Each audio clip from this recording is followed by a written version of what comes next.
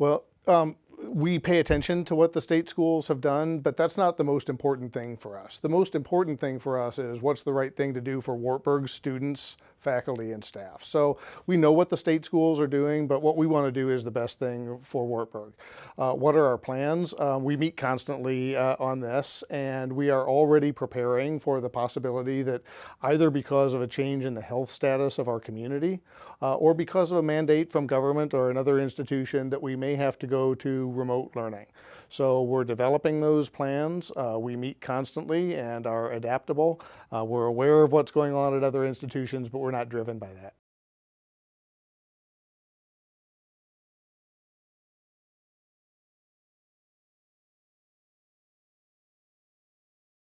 Well, they should be aware of it like we are, and we're happy to answer questions about that. But again, peer pressure about what other institutions are doing. So that's not the most important thing for us. So for example, a lot of these have to do with the timing of break. So for some institutions that are canceling classes or moving online, they're doing so because they're about to send all their students off on break and they don't want them to come back. Well, we're already back from break. So in a situation where there's no community transfer in the state of Iowa, and where the people on our campus are healthy as far as COVID is concerned, we don't feel the need to do something just because everyone else is doing it, because to send our students out might put them in a more dangerous situation.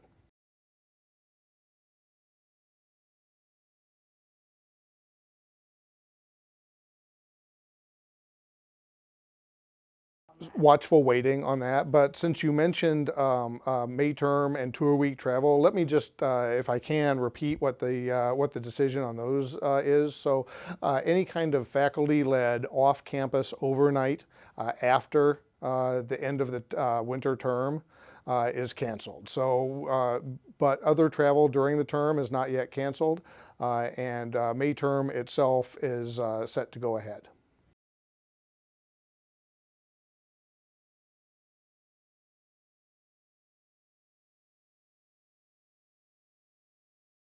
Right. And it's so hard to make these decisions. So thinking back to those canceled tours, this is something that students look forward to their whole career here. And so we want to be able to deliver as many of the experiences as we can. But we also want to be alert to students who might not be comfortable with leaving campus. So the advice that I would give to those students is work with your instructors. If there are things that you're not comfortable with, for whatever reason, engage with your instructors. And that's something that Wartburg students do all the time. We have this great relationship between professors and students, and they feel comfortable talking to each other about questions and concerns about almost everything. So I think this is just another one of those things.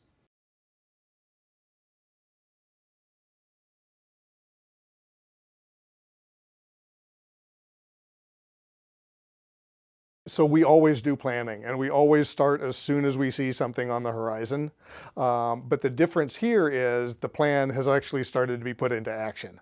So you've seen things like the cancellation of some of these off-campus overnight events, and you've seen perhaps or heard perhaps that I'm discussing with faculty in a little bit more detail. Okay, what would it take to actually get the courses that you're doing right now into an online or remote format? So we always do planning, but in this case, we're actually beginning to execute parts of the plan.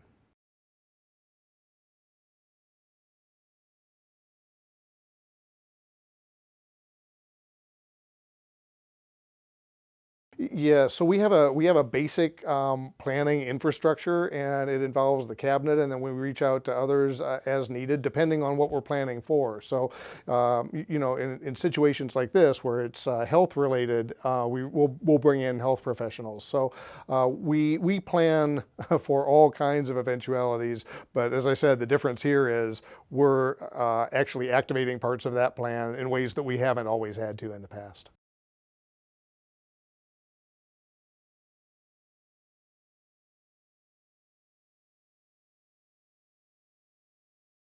So right now, to answer the first part of your question, we're using the term remote for this. And we're trying to distinguish that from distance learning, because in distance learning, the faculty plan from the very beginning to deliver the whole course by distance, and they have special training and they can put everything together.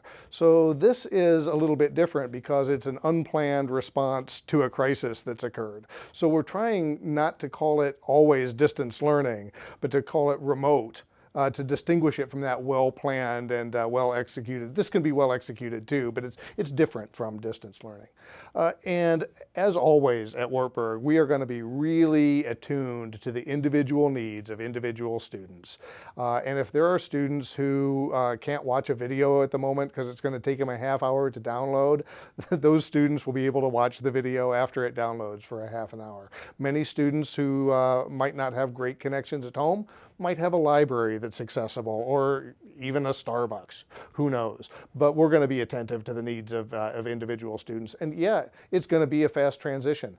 This thing is moving very, very quickly. And students, I just ask for a little patience from you, knowing that it's a fast transition, and I apologize in advance. There's going to be bumps in the road. There sure are. And it's not because we want to put those bumps there, but they're going to be there. So apologies in advance for those. I don't quite know what they're going to be because they haven't happened yet. But if we do this, there will be bumps, and thanks for your understanding. I appreciate that.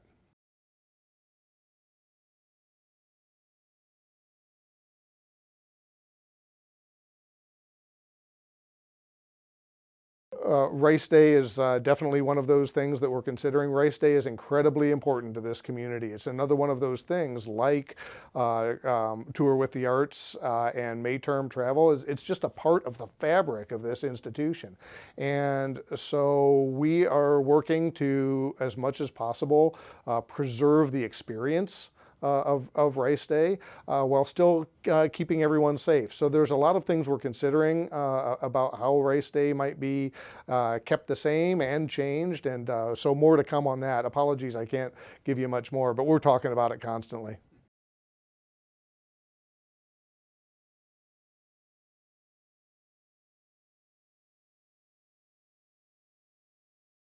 Well, it is, but what I want to say is it's okay to be afraid or anxious. We should be. This is a very natural response. So what I wouldn't want to do is criticize anyone for being afraid, but for those who are afraid, I think knowledge is a great antidote to fear. So knowledge and conversation and engaging with the support systems, whether that's faculty, counselors, your family, and the way we're going to beat this fear is by working together and being the strong community that we are. So, and that includes international students, right? That's a special, as you mentioned, that's a special case, and we just have to, as a whole community, right? So faculty and students, to open our hearts to these people who might be even more fearful than people who live in the US.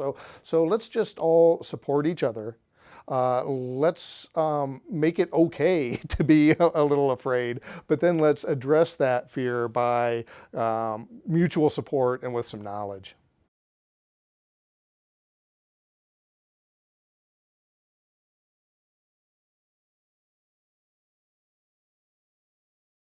And we know that we have a very diverse group of faculty and staff, and everyone is different. Now, obviously, we don't keep official track of the medical conditions of faculty and staff, but we know that there are people out there who have needs. And what we would just encourage those people to do is to work with human resources when they know that they need an accommodation, to request that accommodation through the normal channels, and we will make sure that they're taken care of.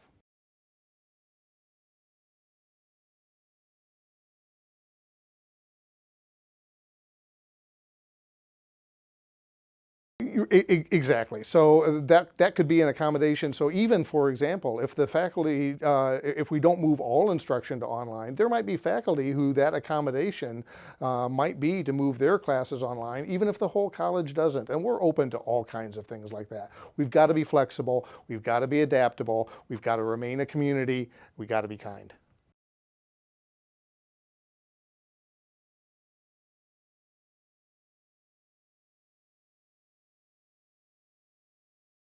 you won't be surprised to know that there are. So now that we've made the decision to cancel, part of the communication around that decision is we are going to fight to get every dollar back that we can, and those dollars will be refunded to students after we, figure out where we end up on that. So yeah, we're fighting to recoup student dollars wherever possible. And the first part of your question, I am meeting individually with every canceled activity instructor, and we're talking about just that. Again, it's the Wartburg way. It's an individualized, caring approach. So we're going to talk about how can you deliver these experiences to your students. Some will be able to deliver the learning outcomes from on campus or remote way. Others will tell me there's no way I can deliver that, and then we're going to work with students to find an alternative for that. So I'm meeting with all those faculty individually beginning Monday morning.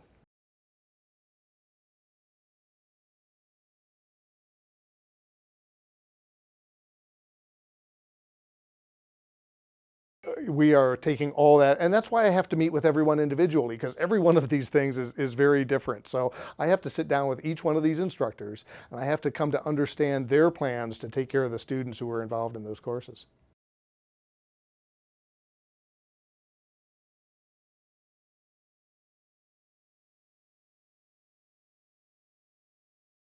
And I just repeat the fact that this is a strong community, and the way that we can stay strong is to talk with each other and to understand that this is a changing situation. But communication, like what you're doing now, is really important. So thanks for giving me the opportunity to talk to the students today.